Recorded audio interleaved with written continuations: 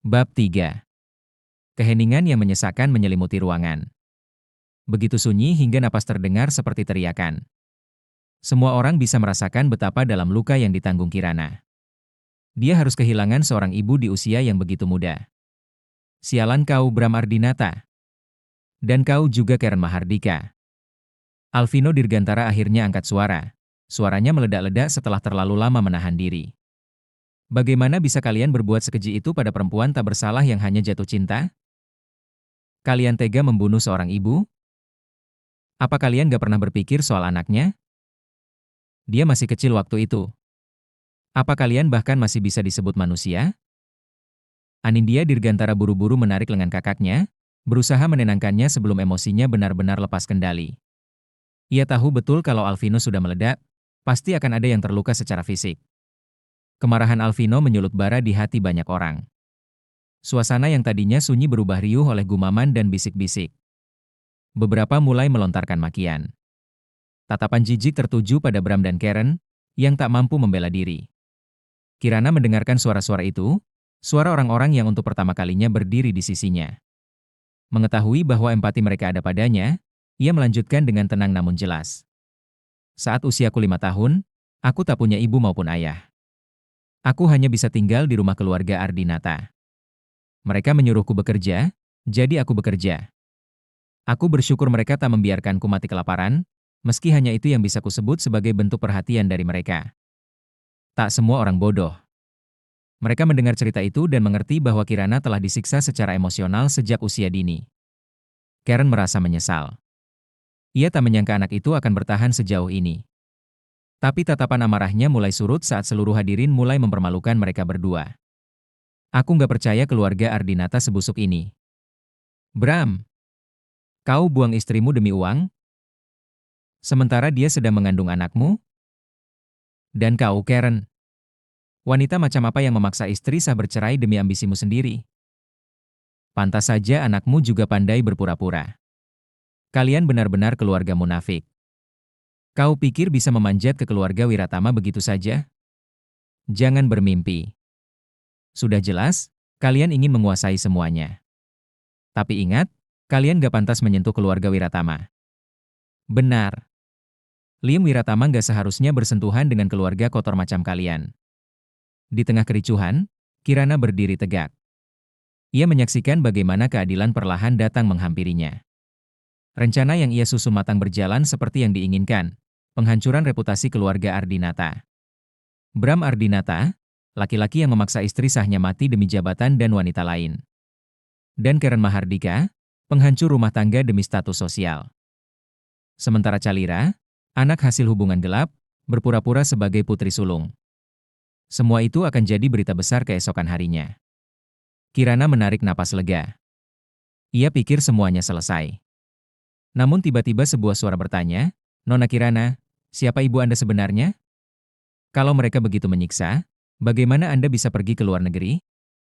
Pertanyaan itu menghantam seperti petir. Kirana tercekat. Ingatannya melayang ke masa lalu, betapa ayah kandungnya bahkan tak tahu siapa nama istri pertamanya. Ia menahan sesak yang tiba-tiba datang di dadanya. Ibunya. Wanita yang melepaskan segalanya, nama besar, kehidupan mewah demi cinta. Tapi justru dibalas dengan pengkhianatan. Seandainya ia diperlakukan lebih baik, mungkin semuanya tak akan berakhir secepat itu. Kirana menatap para hadirin. Untuk pertama kalinya ia ingin dunia tahu siapa ibunya. Bukan karena statusnya. Tapi karena ibunya adalah satu-satunya orang yang mencintainya dengan tulus. "Ibu saya," katanya, dia tersenyum penuh rasa bangga. "Adalah wanita paling baik dan tidak egois yang pernah saya kenal. Namanya Ratu Santikara. Dia ibu terbaik yang pernah saya miliki. Dan kakek nenek saya, keluarga Santikara lah yang membawa saya ke luar negeri setelah menemukan saya." Awalnya tak ada yang memberi reaksi. Namun seseorang tiba-tiba membelalak dan berseru, "Ratu Santikara? Putri sulung keluarga Santikara?" Ruangan kembali sunyi. Orang-orang saling menatap dengan keterkejutan yang tak bisa disembunyikan. Keluarga Santikara dari New York, keluarga paling berpengaruh, selevel dengan keluarga Wiratama. Mereka terkenal akan kekayaan dan kekuasaan mereka di dunia bisnis. Tak seorang pun menyangka bahwa istri pertama Bram Ardinata adalah putri sulung keluarga Santikara yang dinyatakan hilang bertahun-tahun lalu. Bahkan Kirana sendiri sedikit kaget. Ia tak mengira akan ada yang mengingat ibunya. Tapi tampaknya nama itu masih meninggalkan jejak. Bram Ardinata jatuh berlutut. Tubuhnya bergetar. Ia benar-benar tak tahu siapa sebenarnya istri sah pertamanya. Jika ia tahu, mungkinkah ia akan bertindak berbeda? Sekarang sudah terlambat. Kini semua orang tahu siapa Kirana Ardinata sebenarnya. Dia bukan hanya korban. Dia adalah pewaris keluarga Santikara. Namun Kirana merasa ada yang janggal. Orang-orang kini menatapnya dengan rasa kagum. Beberapa bahkan mengedipkan mata, seolah tak percaya akan kenyataan yang terungkap. Ketika ia hendak pergi karena mengira misinya telah usai, sebuah suara pria terdengar dari belakangnya. Suaranya tenang, hangat dan begitu memesona, hingga membuat seluruh ruangan diam. Pertunanganku belum berakhir. Bolehkah aku mengundang tunanganku untuk naik ke atas panggung? Sekejap dunia seolah membeku. Dan semua mata beralih ke arah pria itu. Keheningan menyelimuti aula usai Liam Wiratama berbicara. Sunyi yang menusuk, seolah seluruh dunia berhenti bernapas. Namun di balik keheningan itu, pikiran setiap orang riuh dengan keraguan dan kebencian. Mereka bertanya-tanya, apa Liam benar-benar akan menikahi seorang anak haram dari keluarga penuh skandal? Berbeda dari tatapan terkejut para tamu, Karen Mahardika justru merasa seperti diselamatkan dari tepi jurang. Jika Liam tetap memilih Calira meski semua aib terkuak, maka tak seorang pun akan berani mengusik keluarganya. Dengan penuh harap, ia membantu Calira naik ke panggung. Calira pun menahan sakit di pergelangan kakinya yang sudah membengkak. Ia tertatih, tetapi tekadnya tak gentar. Hari ini ia akan menjadi tunangan Liam Wiratama, dan ia akan membuat Kirana tahu bahwa semua rencananya gagal karena Liam tetap memilih dirinya. Kirana terbelalak. Ini konyol. Apa Liam Wiratama sudah kehilangan akal sehatnya? Kenapa dia masih ingin menikahi Calira setelah semua ini? Sejak awal, Kirana tak peduli siapapun dari keluarga Wiratama. Fokusnya hanyalah menghancurkan reputasi keluarga Ardinata, memastikan mereka tak punya tempat lagi di Arkamaya. Ia menoleh, menatap Liam Wiratama dari ujung kepala hingga kaki dengan wajah mencibir. Lelaki itu hanya menanggapinya dengan senyum tipis. Wajahnya tenang, setelan jasnya rapi, sorot matanya lembut dan memikat. Leo Wiratama berdiri di sebelahnya. Meski wajahnya mirip Liam, auranya jauh lebih dingin dan tak mudah didekati. Ia menatap adiknya sambil menghela napas panjang. Apa-apaan ini? Pikir Leo. Bukankah dia yang ingin melamar Kirana? Lalu kenapa malah memanggil Calira? Namun ia tak berkata apa-apa. Ia tahu adiknya sedang memainkan sesuatu. Kirana kembali menatap Liam. Tatapannya tajam, tapi Liam tetap tersenyum lembut. Ia mendekat, lalu menatap Liam tepat di mata. Dengan menggigit lollipop di mulutnya, Kirana berkata dengan suara pelan namun tegas, "Kau ingin menikah dengan keluarga Ardinata?" "Ya," jawab Liam singkat namun mantap. Kirana masih mengunyah lollipopnya. Matanya bersinar cerah, seolah merencanakan sesuatu. Ia menjilat bibirnya pelan, menikmati rasa manis permen yang masih tersisa. Liam mengalihkan pandangan sesaat. Tenggorokannya terasa kering. Entah karena permen itu, atau karena Kirana. Semua orang menahan napas, menunggu langkah selanjutnya. Setelah lollipopnya habis, Kirana menarik batangnya, lalu menunjuk ke arah Liam. Suaranya manis tapi nadanya tajam. "Saya adalah putri sulung keluarga Ardinata.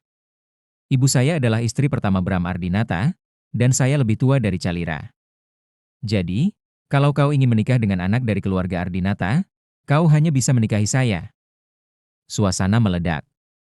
Para tamu menahan tawa dan kekaguman sekaligus. Kirana benar-benar berani.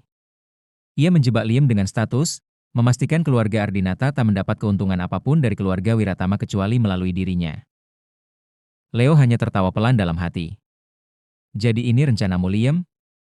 Memancing Kirana agar melamarmu duluan? Licik sekali kau." Tapi Kirana tak tahu bahwa ia baru saja masuk ke dalam permainan Liam. Ia hanya berpikir, aku harus menghentikan Calira, atau semua usahaku akan sia-sia. Liam tak berkata apa-apa. Ia hanya menatap Kirana, lalu berlutut. Dengan tenang, ia menggenggam tangan Kirana, mengambil batang permen dari tangannya, dan menyelipkannya ke dalam saku jasnya. Lalu, ia mengeluarkan cincin kecil yang sedari tadi ia mainkan, dan memasangkannya di jari Kirana. Cincin itu pas. Terlihat seperti memang dibuat untuknya. Lee menatap wajah Kirana dengan senyum lembut, lalu menunduk dan mencium punggung tangannya. Kemudian ia berdiri tegak, masih menggenggam tangannya, dan dengan suara tenang namun menggelegar ia berkata, "Terima kasih telah menghadiri upacara pertunangan kami di tengah kesibukan Anda. Mulai hari ini, Kirana Ardinata adalah tunangan saya. Dan 7 hari dari sekarang, kami akan menikah. Kami harap Anda semua hadir." Seluruh aula meledak dalam tepuk tangan. Kirana berdiri terpaku, matanya membelalak. Apa ini? Apa aku baru saja ditipu? Penonton bersorak, sebagian besar menganggap ini kisah cinta epik. Tapi tidak bagi Calira. Calira menjerit marah, suaranya gemetar penuh kebencian. Kirana, aku akan membunuhmu. Liam itu milikku. Karen buru-buru menarik putrinya. Riasannya sudah hancur, rambutnya berantakan. Ia tampak seperti orang yang kehilangan kendali. Tatapan Karen ke arah Kirana seperti belati. Penuh dendam. Namun sebelum Kirana sempat menatap balik, Liam berdiri menghalanginya dan melindunginya. Sementara itu, Leo menoleh ke arah petugas keamanan dan memberikan isyarat. Usir mereka dari aula ini sekarang. Petugas bergerak cepat. Aula kembali tenang, meski masih penuh dengan bisik-bisik heboh. Leo kemudian berdiri di atas panggung dan berbicara lantang. Atas nama keluarga Wiratama, kami mohon maaf atas semua kejadian yang terjadi hari ini. Mungkin tak semuanya berjalan sesuai rencana, tapi kami bersyukur kebenaran terungkap. Terima kasih atas kehadiran Anda semua di pesta pertunangan saudara saya. Sampai jumpa di hari pernikahan mereka. Ia membungkuk sopan lalu turun dari panggung. Namun dalam hatinya, satu pertanyaan mengganggu. Apa yang akan terjadi jika Kirana Ardinata berubah pikiran? Sejak turun dari panggung, Kirana terus mencari keberadaan adiknya Raka. Ia berulang kali memeriksa ponselnya, mencari pesan atau panggilan yang masuk, namun tak ada. Raka tak menjawab satupun panggilannya, dan rasa cemas mulai menghantuinya. Di luar aula, ia menyeret kopernya ke pojok bangku dan duduk dengan lesu. Ia kembali membuka lollipop, sesuatu yang biasa ia lakukan saat gugup. Wajahnya gelisah, pikirannya tak bisa tenang. Saat ia hendak menelepon Raka untuk ke-10 kalinya, tiba-tiba ponselnya berdering. Tapi bukan dari layarnya, melainkan dari belakang. Kirana menoleh cepat. Di sana, berdiri seorang remaja laki-laki dalam setelan hitam, tampak lebih dewasa dari usianya, tapi wajahnya memar dengan jelas bekas tamparan segar masih terlihat di pipinya. Raka. Kirana langsung berdiri. Amarahnya membara begitu melihat wajah adiknya yang terluka. Ia hendak melangkah untuk mencari siapa pelakunya, namun Raka segera memegang lengannya. Kak, nggak apa-apa. Siapa yang berani menamparmu? Bram? Karen? Atau Calira? Suara Kirana meninggi. Katakan saja, aku akan tampar mereka balik, kali ini pakai sepatu. Raka menunduk, suaranya gemetar. Anggap saja, ini balasan atas 15 tahun hidup bersamanya. Aku sudah selesai dengan mereka. Kalimat itu membuat dada Kirana terasa sesak. Ia menarik napas dalam-dalam lalu memeluk Raka dengan lembut. Semuanya akan baik-baik saja. Kakak di sini sekarang. Raka membalas pelukannya erat. Untuk pertama kalinya dalam waktu yang lama, ia menangis, membiarkan semua penderitaannya selama bertahun-tahun keluar bersama air mata. Akhirnya, kakakku kembali. Aku tak sendiri lagi.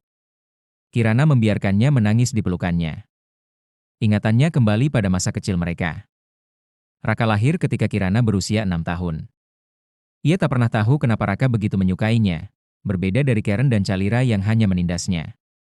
Dulu ia pernah benci pada Raka. Tapi anak itu tetap memanggilnya kakak, mengikutinya bermain, bahkan diam-diam menyelundupkan makanan dan uang tabungannya. Semua dilakukan dengan diam-diam, tanpa sepengetahuan keluarga Ardinata. Bram sangat tidak menyukai kedekatan mereka. Ia melarang Raka menemui Kirana. Tapi Raka tak peduli. Ia tetap datang, menyelinap, menyemangatinya di tengah kesepian. Seiring waktu, Kirana percaya Raka adalah satu-satunya anugerah yang tersisa dari ibunya. Kalau saja bukan karena Raka, mungkin dulu ia benar-benar akan mati kelaparan. Tapi semuanya berubah saat keluarga Santikara menemukannya di usia 13 tahun. Setelah tahu ibunya sudah tiada, mereka segera membawanya ke New York. Saat itu Raka sedang sekolah, dan ia pergi tanpa sempat berpamitan. Kirana pikir Raka akan baik-baik saja bersama keluarga mereka. Tapi 2 tahun kemudian, Raka meneleponnya sambil menangis dan mengaku sangat merindukannya. Hari itu Kirana sadar, adiknya juga terluka karena kehilangan dirinya. Lalu ia mendapat kabar mengejutkan. Raka bukan anak kandung Bram dan Karen. Anak mereka meninggal saat lahir, dan Raka yang diambil tanpa sepengetahuan siapapun dijadikan pengganti. Saat Bram tahu, ia memperlakukan Raka seperti Kirana dulu. Dia diperlakukan sebagai beban. Di usia 12 tahun, Raka nekat ke New York sendirian untuk mencari kakaknya. Kirana masih ingat betapa kurus dan tingginya tubuh adiknya saat itu. Beberapa hari setelah pertemuan itu, ia mengirim Raka kembali dengan uang cukup untuk bertahan hidup. Sejak saat itu, Raka selalu kembali setiap liburan. Dan hari ini akhirnya mereka benar-benar bersama lagi. Setelah tangisnya reda, Raka melepaskan pelukan Kirana. Wajahnya masih merah, tapi senyum kecil mulai muncul di bibirnya. "Kak, bajumu kotor," ucapnya pelan. Kirana tertawa kecil. Ia menyentuh rambut adiknya dan mencubitnya pelan. "Anak bodoh, tidak apa-apa." Raka tertawa juga. "Aku akan cuci bajumu kakak." Lalu wajahnya berubah penasaran. "Ngomong-ngomong, mana kakak iparku?" Kirana mengernyit bingung. "Hah? Kakak ipar yang mana?" Raka terdiam sejenak, lalu berkata dengan datar, "Liam Wiratama itu." Kirana memutar bola matanya. "Lupakan saja dia. Sekarang kita cari tempat tinggal dulu." "Hah? Tapi, Kak, kamu baru aja bertunangan di depan semua orang." Kirana membuka tangannya lebar dan menjawab santai, "Itu cuma bagian dari balas dendam. Gak usah dianggap serius." Ia meraih koper dan menarik Raka untuk pergi. "Ayo. Misi kita selesai. Sekarang kamu ikut aku ke New York. Bereskan barangmu." Tapi, sebelum Raka sempat menyelesaikan protesnya, langkah mereka dihentikan oleh seseorang. Seorang pria berdiri di depan mereka, dia adalah Leo. Ia awalnya berniat menemui Liam, tapi malah mendengar seluruh percakapan mereka dari balik pilar. Tatapannya tajam namun tenang. "Nona Kirana," ucap Leo sambil melangkah maju, "Anda baru saja bertunangan dengan saudara saya di depan seluruh tamu. Apa Anda pikir bisa begitu saja pergi dan menghilang?" Kirana tersentak. Ia tidak menyangka Leo mendengar segalanya. Wajahnya memerah malu.